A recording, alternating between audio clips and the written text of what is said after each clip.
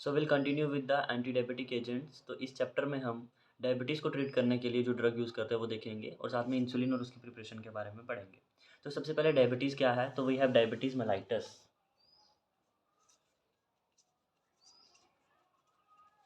अब diabetes mellitus में क्या होता है, हमें पता है शुगर बढ़ जाती है बॉडी में, तो या फिर हम कह सकते हैं ग्लूकोज लेवल बढ़ जाता है, बढ़ जाता है ब्लड में, जिसकी वजह से यूरिन में ग्लूकोज बढ़ जाता है, ये शुगर बोल रहे हैं, ठीक है। और ये क्यों होता है, जब हमारी पैनक्रियाज अच्छे से काम नहीं करती। तो सिंपली याद रखें, तो ग्लूकोज शुगर लेवल बढ़ जाना हमारे ब्लड में, ठीक है, तो वो हो जाएगा डायबिटीज़ मेलाइटस। दूसरा होता है डायबिटीज़ इंसिपिडस।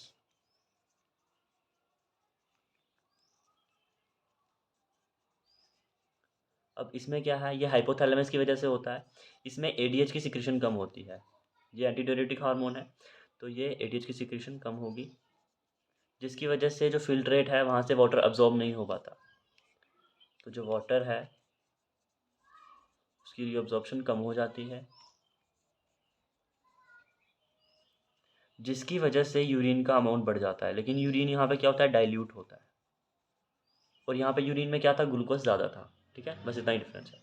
दूसरी बात, ये हाइपोथैलेमस की वजह से होता है, जब हमारा हाइपोथैलेमस अच्छे से काम नहीं करता। हम पेनक्रियाज की बात करें, तो पेनक्रियाज में हमारे दो पोर्शन होते हैं, एक होता है एंडोक्राइन पोर्शन और एक होता है एक्सोक्राइन पोर्शन, ठीक है। तो जो एंडोक्राइन पार्ट है वो हमारे प्रोड्यूस करता है हार्मोन, और जो एक्सोक्राइन पार्ट है वो हमारे प्रोड्यूस करता है डाइजेस्टिव एंजाइम्स, जो हमारी डाइजेशन में हेल्प करते हैं। और एंडोक्राइन पोर्शन क्या करता है, प्रोड्यूस हार्मोन्स। कौन कौन से हार्मोन्स, इंसुलिन, ग्लूकागोन। तो यहाँ पे हमारे एंडोक्राइन पोर्शन के पास सेल्स होते हैं, alpha cells, beta cells, gamma cells. तो अभी हमारे काम के दो सेल्स, अल्फा सेल्स है, बीटा सेल्स। तो अल्फा सेल्स प्रोड्यूस करते हैं हमारा ग्लूकागोन, और गामा सेल्स प्रोड्यूस करते हैं इंसुलिन। अब क्या होता है, ये ग्लूकोज का लेवल बढ़ाता है, मतलब ये ग्लूकोज जो है उसकी प्रोडक्शन बढ़ाता है, ग्लूकोज जो है ब्लड में हमारा ज़्यादा करता है, और ये कम करता है, तो एक दूसरे के अपोजिट काम करते हैं, ठीक है, कौन, इंसुलिन एंड ग्लूकागोन। तो अब हमारी बॉडी में क्या होता है, या तो हमारे जो बीटा सेल्स है वो डिस्ट्रॉय हो गए, वो इंसुलिन प्रोड्यूस ही नहीं कर पा रहे हैं, तो डायबिटीज़ हो जाती है। या फिर क्या होता है, जो हमारे बॉडी है वो इंसुलिन की तरफ रेसिस्टेंट नहीं है, उस इंसुलिन को देखकर वो काम नहीं कर रही है, क्योंकि जो हमारा ग्लूकोज है वो इंसुलिन के साथ मिलकर ही अब्जॉर्ब होता है। तो जब वो एब्जॉर्ब नहीं होगा तो ग्लूकोज का लेवल ब्लड में बढ़ जाएगा, जिसकी वजह से हमें ये प्रॉब्लम्स देखने को मिलती हैं। ओके, सो ये तो सबको पता ही होगा। यहाँ पे जो एंडोक्राइन सेल्स हैं, जो अल्फा बीटा सेल्स है, ये क्या है, कहाँ से हैं, ये आइलेट्स ऑफ ट्रायंगुलर हैंड्स होते हैं, पैनक्रियाटिक आइसलेट्स बोलते हैं जिसको हम। वही आगे डिफरेंशिएट होते हैं अल्फा बीटा सेल्स में, एंड वही अल्फा सेल्स जो है ग्लूकागोन प्रोड्यूस कर रहा है, बीटा सेल्स इंसुलिन प्रोड्यूस कर रहा है। तो हमने बस, हमारा फोकस है यहाँ पर, ठीक है, वो सब था इंट्रो। तो अब आगे चलते हैं डायबिटीज़ के टाइप्स पे। तो हमारे पास है डायबिटीज़ टाइप 1, ये डायबिटीज़ मेलाइटस की बात हो रही है, ठीक है, और डायबिटीज़ मेलाइटस टाइप 2। अब इन दोनों में क्या फ़र्क है, सबसे पहला टाइप 1 में तो ये जुवेनाइल फेज़ इसको बोलते हैं, क्योंकि ये छोटे बच्चों में शुरू हो जाती है, मतलब ये अडल्ट से पहले ही हो जाएगी, और ये मैच्योरिटी ऑनसेट है, मैच्योरिटी होने के बाद। ये क्यों, ये पहले से ही क्यों है, क्योंकि इसमें 90% of the beta cells destroy हो जाते हैं। बीटा सेल्स हमने देखा था जो इंसुलिन प्रोड्यूस करते हैं, तो 90% से भी ज़्यादा कह सकते हैं हम, बीटा सेल्स जो हैं वो डिस्ट्रॉय हो जाते हैं। तो जिसकी वजह से क्या होगा, इंसुलिन नहीं बनेगा, तो इंसुलिन की डेफिशिएंसी हो जाएगी। जब इंसुलिन की डेफिशिएंसी हो जाएगी तो ग्लूकोज की एब्जॉर्प्शन जो होती है वो इंसुलिन के साथ होती है, तो ग्लूकोज एब्जॉर्ब नहीं होगा, तो ग्लूकोज एब्जॉर्ब नहीं होगा तो वो हमारी बॉडी में रह जाएगा, जिसकी वजह से ग्लूकोज का लेवल बढ़ जाता है हमारी बॉडी में। Next is maturity onset. अब टाइप 2 में क्या होता है, टाइप 2 में हमारी बॉडी जो होती है रेसिस्टेंट हो जाती है, मतलब उसको इंसुलिन का पता नहीं चलता कि इंसुलिन प्रोड्यूस हो रहा है नहीं हो रहा है, तो ये जेनेटिक इन्फ्लुएंस की वजह से होता है, ठीक है, ये जेनेटिक फैक्टर भी है। या फिर इसमें होता क्या है, सबसे पहले तो हिपैटिक प्रोडक्शन ऑफ ग्लूकोज, जो लीवर है वो ग्लूकोज बहुत ज़्यादा सिंथेसाइज कर रहा है, या फिर वो तो सिंथेसाइज करता जा रहा ही है, हिपैटिक प्रोडक्शन ऑफ ग्लूकोज बढ़ जाता है। दूसरा मैंने क्या बोला, हमारी बॉडी जो होती है वो रेसिस्टेंट हो जाती है, तो रेसिस्टेंट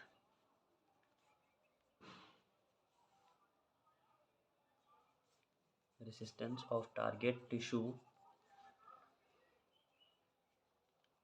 टू इंसुलिन एक्शन। जहाँ पे इंसुलिन को काम करना है वो रेसिस्ट हो गया है। तो अब हम इसमें यूज़ क्या करते हैं, इसको ट्रीट कैसे करेंगे? तो यहाँ पे हम इंसुलिन और उसकी प्रिपरेशन यूज़ करेंगे, क्योंकि जब इंसुलिन ही डेफिशिएंट है तो हम इंसुलिन ही दे सकते हैं। अब इंसुलिन और उसकी प्रिपरेशन जो होता है वो हम इंजेक्शन की फॉर्म में नहीं देते हैं, तो इंजेक्शन की फॉर्म में ही देते हैं, या फिर हम कह सकते हैं सबक्यूटेनियस देंगे। या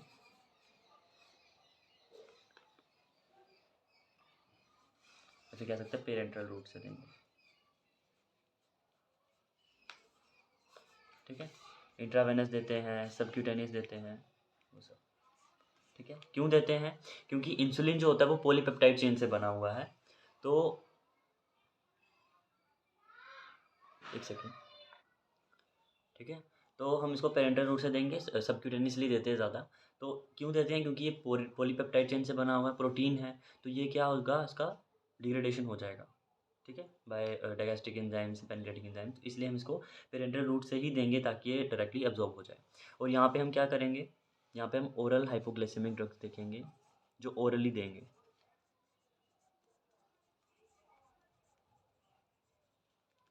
ओरल हाइपोग्लाइसेमिक एजेंट्स या फिर ड्रग्स भी कह सकते हैं।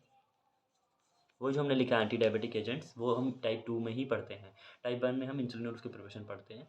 बाकी ओरल हाइपोग्लाइसेमिक ड्रग देखेंगे ताकि हम ग्लूकोज का लेवल कम कर सकें। ठीक है, तो वो ड्रग्स हम इसमें देखेंगे। अब हम देख लेते हैं क्लासिफिकेशन। तो सबसे पहले है टाइप 1 के लिए इंसुलिन और उसकी preparations. Insulin and it's preparations किस में आएगा? ये टाइप 1 में आएगा। तो इसमें उन्होंने ड्रग्स के टाइप है, लाइक लॉन्ग एक्टिंग है, रैपिड एक्टिंग है, शॉर्ट एक्टिंग है, इंटरमीडिएट एक्टिंग है, वो सब। तो सबसे पहले हम देख लेते हैं रैपिड एक्टिंग। रैपिड एक्टिंग मतलब जिसका एक्शन जल्दी हो, मतलब फटाफट वो काम करे।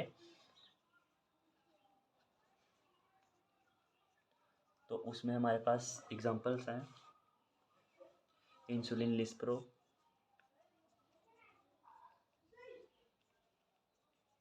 Insulin ispart, aspart, aspartic acid होता है ना, अमीनो एसिड, वही। Then insulin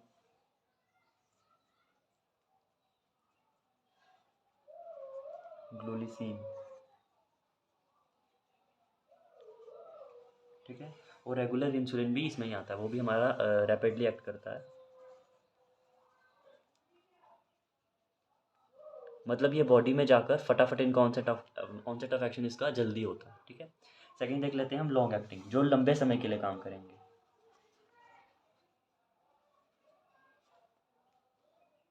onset of action और ड्यूरेशन ऑफ एक्शन लगा है, मतलब काम स्टार्ट कब होगा और कितनी देर के लिए होगा, वो ड्यूरेशन है। अब जो लॉन्ग एक्टिंग है उसमें हमारे पास आते हैं दो, इंसुलिन ग्लार्गिन एंड इंसुलिन डेट्रीमर। इसकी एग्जांपल ही याद करनी है, इसके स्ट्रक्चर वगैरह हमें नहीं देखने हैं। इंसुलिन ग्लार्गिन और इंसुलिन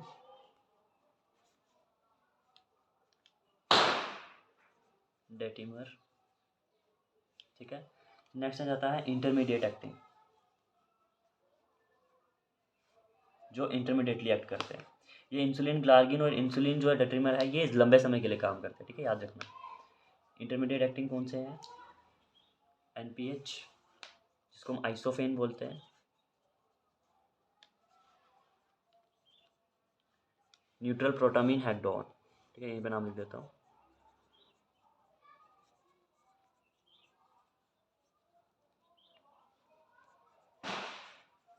न्यूट्रल प्रोटामीन हेक्डोन। और नेक्स्ट है लेंटे। लेंटे जो होता है वो जिंक का सस्पेंशन होता है। ठीक है, वो हम आगे देखेंगे। अगर इंसुलिन और उसकी प्रिपरेशन पे आ जाता है क्वेश्चन, सबसे पहले ये चार्ट बना देना कि ये हमारे टाइप्स हैं, एंड देन उसके बाद एक्स्ट्रा वाला देन आ जाएगा इसका शॉर्ट एक्टिंग। शॉर्ट एक्टिंग में ये हमारा आ जाएगा रेगुलर इंसुलिन, तो इसको हम शॉर्ट एक्टिंग भी लिख सकते हैं, लेकिन काम जल्दी कर रहा है इसलिए रैपिड एक्टिंग में आ जाता है। तो ये आ जाएगा रेगुलर इंसुलिन में शॉर्ट एक्टिंग। और कुछ आ जाते हैं अब एक्स्ट्रा हमारे, जैसे हमारे प्री मिक्सड इंसुलिन है, जिसको मिक्स करते हैं तो हम यूज़ करते हैं इंसुलिन एस्पार्ट प्रोटामीन वगैरह वगैरह। तो लिख देते हैं यहाँ पे प्री मिक्सड वाले।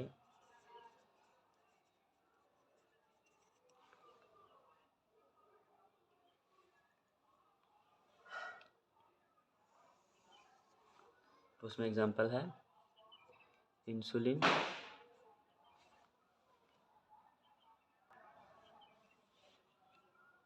Aspart, protamine. प्रोटामीन क्या है? ये प्रोटामीन से ही मतलब प्रोटामीन से ही क्लियर हो रहा है, प्रोटीन पॉलीपेप्टाइड चेन से रिलेटेड है। दूसरा है इंसुलिन, लिस्प्रो, प्रोटामीन। बस ये याद रखना, ये जो होते हैं ये हमारे रैपिड एक्टिंग जो इंसुलिन है ना, ये और इसका इंटरमीडिएट जो एसोफेन है, इसका कॉम्बिनेशन है। रेगुलर इंसुलिन इसमें हम यूज़ नहीं करते हैं, क्योंकि रेगुलर इंसुलिन जो होता है वो हेक्सामर बनाता है, वो हम आगे देखेंगे। अभी के लिए इतना याद रखना, ये इसकी क्लासिफिकेशन है। अब क्लासिफिकेशन के बाद थोड़ा सा डिटेल में देख लेते हैं इंसुलिन की प्रिपरेशन को। तो सबसे पहले आएगा बोवाइन एंड प्रोकाइन इंसुलिन। तो बोवाइन मतलब बीफ, जो हमें बीफ से मिलेगा। नेक्स्ट इज बोवाइन, यानी हमें बीफ या कैटल से मिलेगा। दूसरा प्रोकाइन, प्रोसीन बोलते हैं, जो हमें मिलता है पॉर्क से। इंसुलिन ये सबसे पहले आया था। इसमें क्या था, ये इसमें approximately 1% of the pro insulin था, जो अच्छा नहीं है। जैसे एलर्जी वगैरह एंटीजेनिक है, तो ये एंटीजेनिक था। यानी हम कह सकते हैं 10,000 ppm था इसमें प्रो इंसुलिन। ठीक है, तो इसलिए एंटीजेनिक था। ये हमारा फर्स्ट पॉइंट है। दूसरा फिर आया हमारा मोनो कंपोनेंट इंसुलिन। तो वो कैसे आए?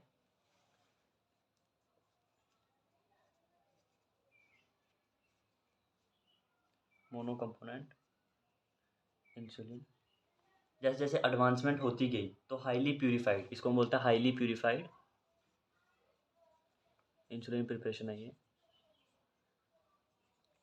तो इसमें हमने क्या क्या यूज़ किया, वही बोवाइन प्रोकाइन वाले। उसमें हमने gel filtration, ion exchange techniques वगैरह यूज़ की।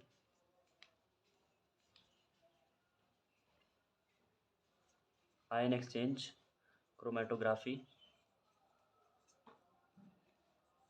इन टेक्निक का यूज़ करके हमने हाईली प्यूरिफाइड इंसुलिन प्रिपरेशन बनाई, जिसको हम बोलते हैं मोनो कंपोनेंट इंसुलिन प्रिपरेशन। अब ये कैसी थी? ये लेस एंटीजेनिक थी, क्योंकि अब इसमें क्या था, उसमें 10,000 ppm था, इसमें हमारा 10 ppm से भी कम था। ठीक है, तो ये थोड़ा हमारा एडवांस हो गया। उसके बाद आ गया हमारा रेगुलर इंसुलिन के बारे में।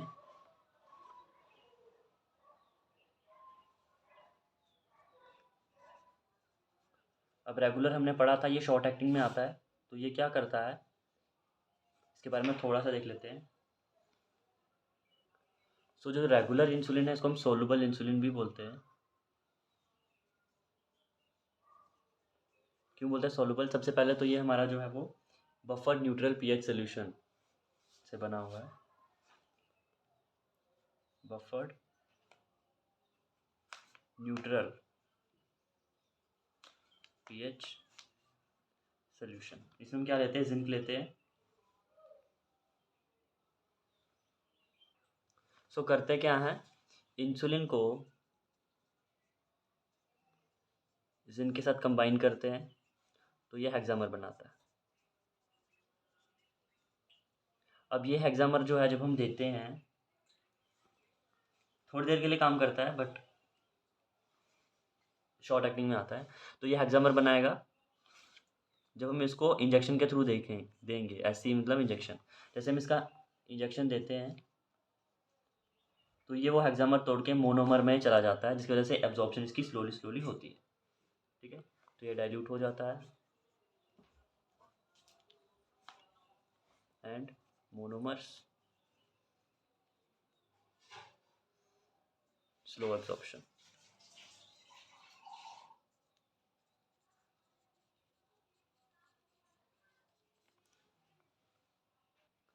Fourth is लेंटे।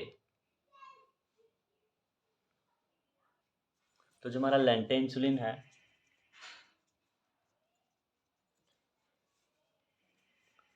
उसमें हम जिंक, जो हमने रेगुलर इंसुलिन पढ़ा था सोलुबल इंसुलिन, उसमें हमने जिंक के साथ इंसुलिन का हेक्सामर बनाया था। यहाँ पे हम इंसुलिन जिंक का सस्पेंशन बनाएंगे। इंसुलिन जिंक सस्पेंशन समझता है ना, पार्टिकल्स होते हैं एंड सस्पेंडेड होते हैं इन मीडियम। तो यहाँ पे ये सस्पेंशन बनाएंगे, ये बनता कैसे है, जिसमें हमारे दो कंपोनेंट है, एक आता है हमारा अल्ट्रा लेंटे, एक आता है सेमी लेंटे। जो अल्ट्रा लेंटे है उसमें बड़े बड़े पार्टिकल्स होंगे, इसको रेशो में लेते हैं। कितना रेशो में लेते हैं? 7:3। 7:3। तब होता क्या है, अल्ट्रा लेंटे में लार्ज पार्टिकल्स होते हैं।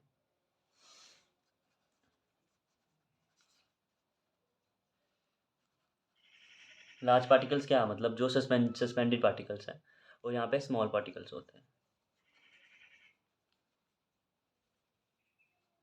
ठीक है। उसके बाद जो लार्ज पार्टिकल्स होते हैं उनका जो नेचर है वो क्रिस्टलाइन होता है, एंड स्मॉल पार्टिकल्स का अमॉर्फस होता है। क्रिस्टलाइन यानी उनका डेफिनेट ज्योमेट्री वगैरह होती है, और यहाँ पे अमॉर्फस, जैसे हम 4 को ले लेते हैं, वो अमॉर्फस होते हैं। ठीक है। कितना रेशो में लिया? 7:3। और एक और बात, जो लार्ज पार्टिकल्स वाले होते हैं वो थोड़े लॉन्ग एक्टिंग होते हैं, और ये वाले शॉर्ट एक्टिंग होते हैं, तो हम इसी का कॉम्बिनेशन बना देते हैं। ठीक है। और लार्ज पार्टिकल से पता चल रहा है ये इनसॉल्युबल होता है वाटर में। फिफ्थ वाला हमारा आइसोफेन, जो हमने पढ़ा था NPH। NPH को क्या बोलते हैं? Neutral protamine हेक्टोन।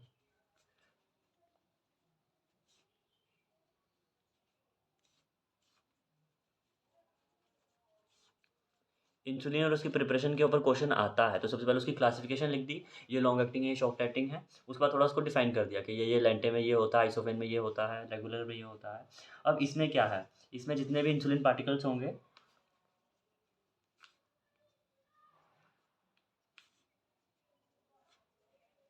उसका हम प्रोटामीन के साथ, प्रोटामीन क्या है हमने पहले ही बोला, ये पॉलीपेप्टाइड है, प्रिकर्सर। तो ये जो प्रोटामीन है इसके साथ हम इसका कॉम्प्लेक्स बनाएंगे इन सफिशिएंट क्वांटिटी। बट यहाँ पे भी याद रखना pH न्यूट्रल होना चाहिए। जैसे हमने रेगुलर में पढ़ा था, बफर न्यूट्रल pH वाला था, रेगुलर सॉल्युबल इंसुलिन था, वैसे तो pH न्यूट्रल होना चाहिए, और ये जो है इसका कंपोजिशन जो है वो सफिशिएंट क्वांटिटी में होना चाहिए।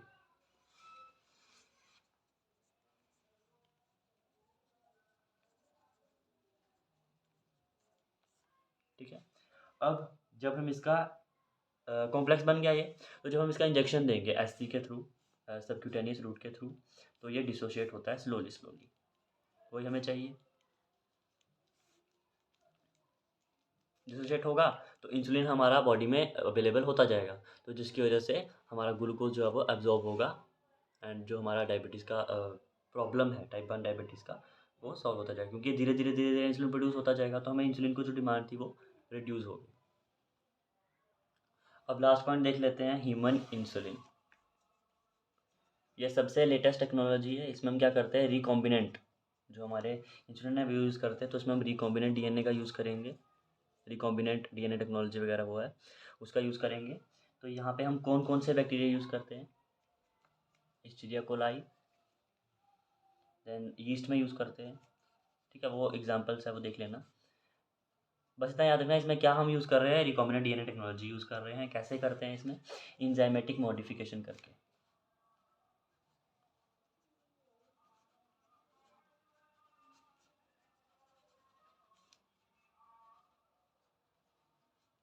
Enzymatic modification of porcine insulin. Porcine कौन सा? पॉर्क वाला।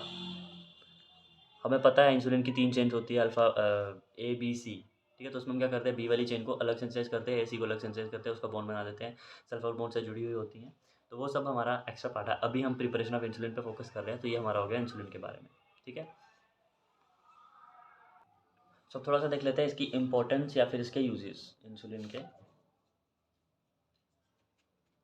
तो सबसे पहला ये जो होता है, स्टिमुलेट करता है ग्लाइकोजन सिंथेस को, ताकि ग्लूकोज को ग्लाइकोजन की फॉर्म में स्टोर किया जाए। सिंथेस से पता ही चल रहा है, ताकि जो ग्लूकोज है उसको ग्लाइकोजन की फॉर्म में स्टोर किया जाए। तो इससे क्या होगा, ग्लूकोज की कंसंट्रेशन हमारे ब्लड में कम रहेगी। ठीक है। दूसरा, ये लिपोलिसिस जो होती है, मतलब जो हमारी लिपिड्स को तोड़कर ग्लूकोज बनाने वाली वो है, उसको ये इनहिबिट करता है, लिपोलिसिस को इनहिबिट करेगा, यानी लिपिड से फैटी एसिड ग्लिसरॉल वगैरह वो सब नहीं बनने देगा। तो हम कह सकते हैं जो फैट है, फैट टूटता है फैटी एसिड्स एंड ग्लिसरॉल में। फिर आगे वो प्रोसेस है जिससे ग्लूकोज वगैरह बनता है, एसिटाइल कोएंजाइम जाता है, देन ग्लूकोज वगैरह वो सब। तो ये यहाँ से जो ग्लिसरॉल और फैटी एसिड है,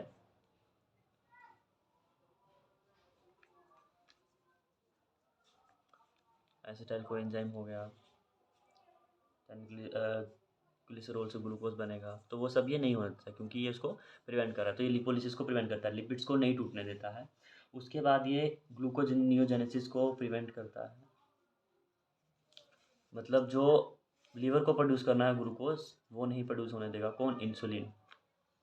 ठीक है। उसके बाद ये फैसिलिटेट करेगा ग्लूकोज का ट्रांसपोर्ट, क्योंकि ग्लूकोज का ट्रांसपोर्ट कैसे होता है? With insulin. तो ये जो है अक्रॉस सेल मेम्ब्रेन, मसल्स में, सब में पहुंचाने में हमारा इंसुलिन ही हेल्प करता है, स्केलेटल मसल फैट वगैरह में पहुंचाने में। जो इंसुलिन है ये हमारा अमीनो एसिड से प्रोटीन बनाता है। ठीक है। तो ये अमीनो एसिड से प्रोटीन बनाने में हेल्प करता है, क्योंकि अमीनो एसिड्स क्या करेंगे? यही फैटी एसिड ग्लिसरॉल में चले जाएंगे।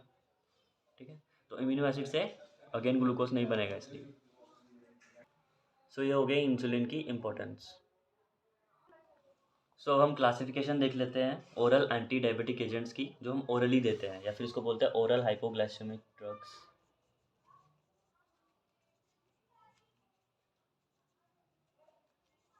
अब ये किसके लिए हम यूज़ करेंगे? टाइप 2 डायबिटीज़ के लिए, क्योंकि हमारी बॉडी रेसिस्टेंट है।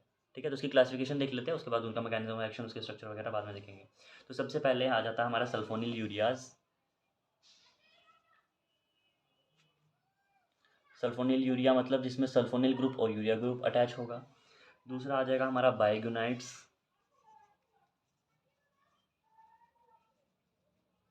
ठीक है। तीसरा आ जाएगा हमारा मेग्लिटिनाइड्स, थायाजोलिडीन डायोन्स।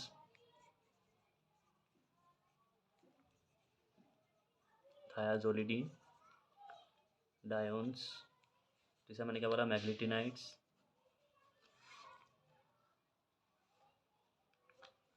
एंड लास्ट वन आ जाएगा हमारा alpha glucosidase inhibitors.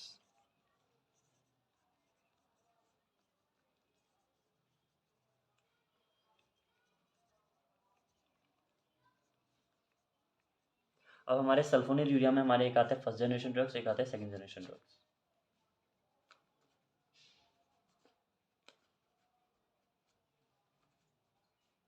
First generation में आ जाएंगे हमारे टॉलब्यूटामाइड, क्लोरप्रोपामाइड,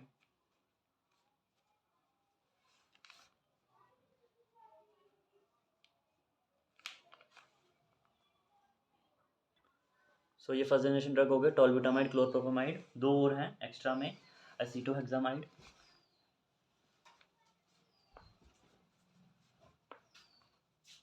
एंड है टोल अजामाइड।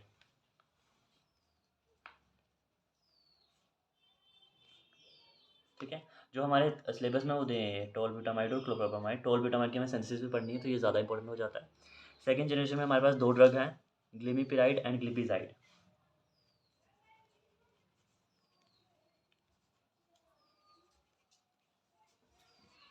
एक और है ग्लिबिनसियामाइड, वो हमारे सिलेबस में नहीं है अभी के लिए, इतना ही काफ़ी है। देन सेकंड कैटेगरी है हमारी बाइगोनाइड्स की, तो उसमें आ जाएगा मेटफॉर्मिन एंड फिनफॉर्मिन।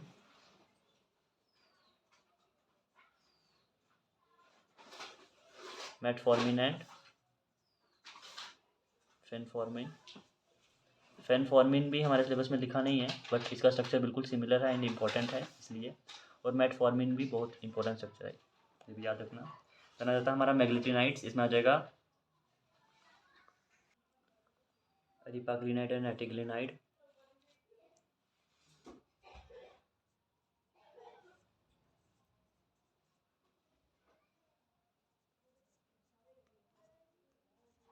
नाम से पता चला मैग्लिटिनाइड तो नाइट्राइड आएगा, रेपाग्लिनाइड एंड नेटिग्लिनाइड। जब स्ट्रक्चर से पढ़ेंगे तो इजीली याद रहेगा।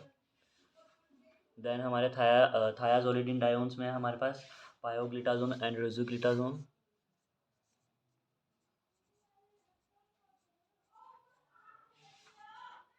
दूसरा हमारे पास रोसिग्लिटाजोन।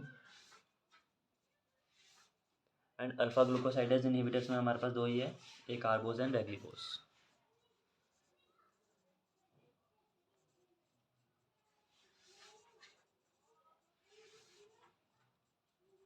एक आर्बोज एंड रेग्लिबोस। तो ये होगा हमारे पास इसकी क्लासिफिकेशन किसकी, ओरल हाइपोग्लाइसेमिक ड्रग्स की। कौन कौन सा है, फर्स्ट वन है सल्फोनिल यूरिया, जिसमें first generation second generation drug आएंगे। फर्स्ट जनरेशन में आएगा हमारे पास टोलबुटामाइड क्लोरप्रोपामाइड, जो जरूरी है नाम याद रखना, बाकी ये याद रखो ठीक है, नहीं तो नहीं। फिर आएगा सेकंड जनरेशन में, सेकंड जनरेशन में आएगा हमारे पास ग्लिपिजाइड एंड ग्लिमिपिराइड, ठीक है ठीक है, ग्लिमिपिराइड एंड ग्लिपिजाइड। देन सेकंड जाता है हमारे पास बाइग्यूनाइट्स, बाइग्यूनाइट्स में आएगा हमारे पास मेटफॉर्मिन एंड फेनफॉर्मिन। देन आ जाएगा मिग्लिटिनाइट्स, ये हमारी तीसरी कैटेगरी है, जिसमें आएगा रेपेग्लिनाइड एंड नेटिग्लिनाइड। देन आ जाएगा थायाजोलिडिन डायोन्स, जिसमें हमारे पास दो कैटेगरी है, एक आएगा pioglitazone and rosiglitazone. And last one is alpha glucosidase inhibitors, जिसमें हमारे पास आ जाएंगे एक आर्बोज एंड वेग्लिबोस। तो ये होगी हमारी क्लासिफिकेशन। अब रह जाता है इसका स्ट्रक्चर, मैकेनिज्म एक्शन, तो इन सब का हम देखेंगे आगे।